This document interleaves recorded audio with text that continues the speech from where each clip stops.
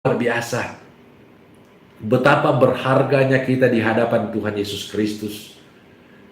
Sampai Dia akan datang menjemput kita. Ya. Dia datang itu sebagai mempelai laki-laki yang ingin menjemput, dalam tanda petik, tunangannya, mempelai wanita. Jadi gereja Tuhan, saya dan saudara itu diibaratkan seperti mempelai wanitanya Tuhan Yesus Kristus. Kita telah dipertunangkan, kata Rasul Paulus, dengan Kristus. Untuk itu mengapa kita harus hidup benar, hidup kudus. Kita harus memberi diri dimuridkan. Kita harus benar-benar sungguh-sungguh dalam mengiring Tuhan.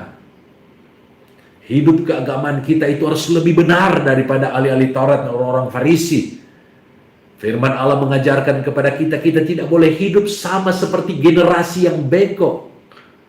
Geneas Kolias itu bahasa Yunaninya generasi yang bengkok, angkatan yang tidak lurus.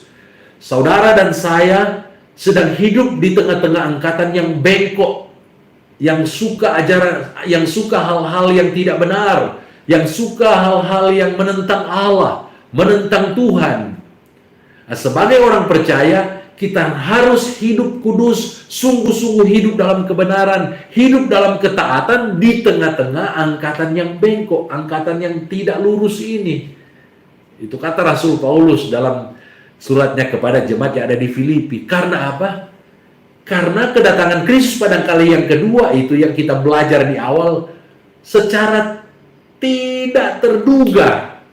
Tidak ada yang bisa memperkirakan kedatangan Tuhan. Kapan Dia akan datang kembali pada kali yang kedua? Tiba-tiba, dalam sekejap Dia datang itu. Kedatangan Tuhan pada kali yang kedua. Kalau kita tidak siap, kita hidup penuh dengan kecemaran, tidak mau mengampuni, tidak mau mengasihi, masih mungkin iri hati, dengki, masih menghidupi kehidupan kedagingan di dalam Galatia 5:19-21, masih menyembah berhala, cemburu, iri hati, pesta pora, melakukan kejahatan, motivasi kita tidak benar dalam melayani, dalam mengiring Tuhan. Dalam keadaan yang seperti ini kemudian Tuhan datang, atau kita tinggalkan dunia ini dalam keadaan yang seperti itu, kita diibaratkan seperti menggunakan pakaian yang kotor. Ya.